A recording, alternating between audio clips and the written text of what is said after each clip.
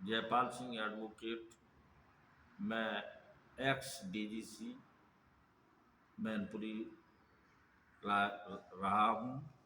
मैं आपके सम्मुख खेती से संबंधित एक जो बहुत बड़ी समस्या है, तो उस समस्या पर प्रकाश डालना चाह रहा हूँ। वो समस्या है अनाधिकृत कब्जे की। अगर किसी काश्तकार की कोई ज़मीन है और वो थोड़ा सा बलहीन है, कमज़ोर है, शारीरिक रूप से कमज़ोर है और उसकी ज़मीन पर कोई बलवान व्यक्ति या भूमि माफिया कब्जा कर लेता है, तो उस कब्जे को हटवाने के लिए उस काश्तकार को क्या कार्रवाई करनी चाहिए, किस एक्ट के तहत कार्रवाई करनी चाहिए, उस एक्ट की किस धारा में कार्रवाई करनी चाहिए, इस पर मैं प्रकाश डालना चाह रहा हूँ, जो आपके काम आएगा। और मैं जो प्रकाश डाल रहा हूँ वो संभवतः भरसक मैं प्रयास करूँगा कि संपूर्ण बात आपको बता दूँ। फिर भी कोई बात अगर छूट जाती है तो इसके लिए आप हमसे अलग से फ़ोन करके संपर्क कर सकते हैं और प्रश्न कर सकते हैं। हम उसका समुचित आपको जवाब देंगे। तो बेदखली के लिए, उस बलपूर्वक कब्जे को हटवाने के लिए उत्तर प्रदेश राजस्व संहिता की धारा 134 में बात दायर होगा। और वो बात दायर करने के लिए आपको अपनी ज़मीन का मालिकाने हक के लिए खतौनी की फ़र्द लगानी होगी। और फ़र्द लगाने के बाद उस दावा में आपको अपने तहसील के उप जिलाधिकारी को संबोधित उप जिलाधिकारी के न्यायालय में अपना वाद प्रस्तुत करना होगा। उस बाद में आप अपनी सारी समस्या लिखेंगे और ये बताएंगे कि हमारी उस गाटा संख्या के रकबा के फला पर या संपूर्ण रकबा पर या थोड़े से रकबा पर प्रतिपक्षी या विपक्षी उस आदमी का नाम खोलेंगे, उसके पिता का नाम खोलेंगे, उसका निवास स्थान खोलेंगे। इतने वर्षों से कब्जा कर लिया है, जो कब्जा छोड़ना नहीं चाहता है।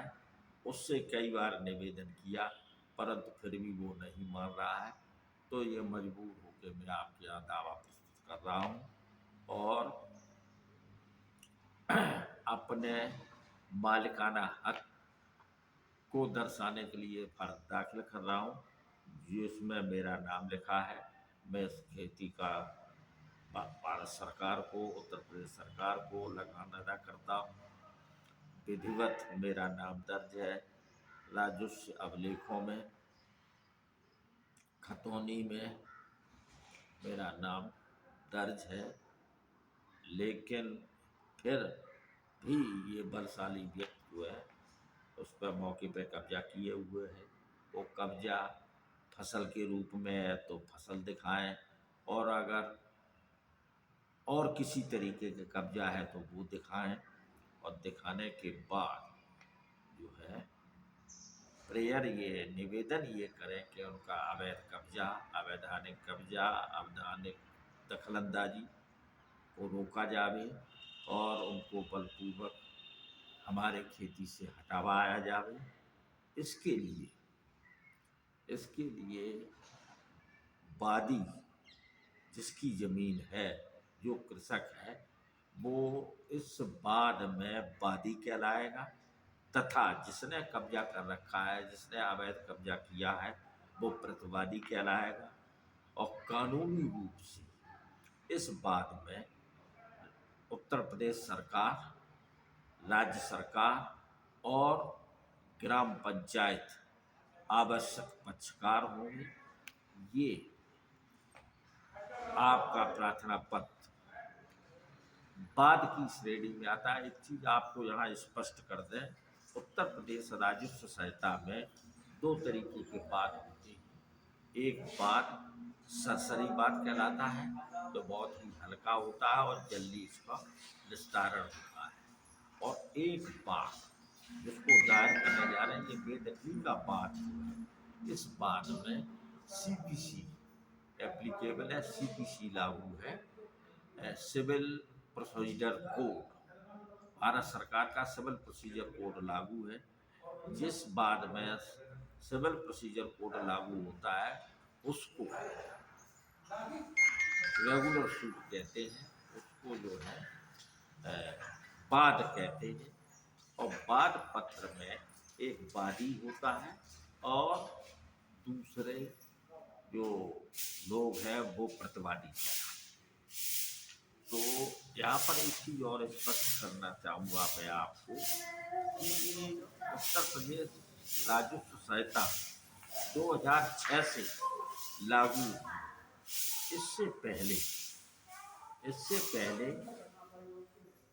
कृषि के लिए यूपी जेड एक्ट एप्लीकेबल था और यूपी जेड एलआर एक्ट में धारा 209 में बेदखली वाद चलाया जाता था। और बेदखली वाद के लिए दायर करने से पहले राज्य सरकार को सीपीसी की धारा 80 का और पंचायत राज एक्ट की धारा 106 का नोटिस 60 दिन का दिया जाता है। और ये 60 दिन के नोटिस देने के बाद नोटिस का जवाब अगर राज्य सरकार और ग्राम पंचायत नहीं देती है तब भी दावा दायर हो जाएगा, और अगर देती है तो उसके आधार को ध्यान में रखते हुए वाद पत्र प्रस्तुत किया जाता है। परंतु नमी 134 धारा में, उत्तर प्रदेश राज्य संहिता की 134 धारा में नोटिस का कोई हवाला नहीं है। इस कारण, और अभी ये नया एक्ट लागू है, अभी उच्च अदालतें और अपीलेट अदालतों का भी कोई जजमेंट नहीं आया जिससे ये स्पष्ट किया जा सके कि नोटिस देना आवश्यक है या नहीं है। बहरहाल आवश्यक पक्षकार बनाना आवश्यक है। तो इस तरीके से ये जो वाद आपका अदालत में, न्यायालय में, एसडीएम न्यायालय में जो दायर होगा, दायर होने के बाद एसडीएम उस वाद पत्र को अपने यहाँ ग्रहण करने के बाद विपक्षी गण के लिए नोटिस जारी करेगा और उनसे अदालत में हाजिर होकर उस वाद पत्र के समर्थन में या विरोध में भी जो भी कथन करना हो वो आमंत्रित करेगा। आमंत्रित करने के बाद फिर जो है उप जिलाधिकारी दोनों पक्षों के वाद पत्र को पढ़कर, उनकी आपत्ति को पढ़कर वाद बिंदु निर्धारित करेगा, यानी बाद में क्या निश्चित करना है न्यायालय को उसका निर्धारण करेगा। और वो वाद बिंदु के आधार पर फिर अगले उसमें दोनों ही पक्षों को साक्ष्य का अवसर देते हुए निर्णय करेगा। जो निर्णय दोनों ही पक्षों पर बाध्यकारी होगा, इस निर्णय से कोई भी पक्ष अगर असहमत है तो इस निर्णय के विरुद्ध अपीलेट न्यायालय में जाए। ये मैंने आपको कुछ बेदखली वाद के कुछ बिंदुओं पर मैंने प्रकाश डाला है जो संपूर्ण नहीं है।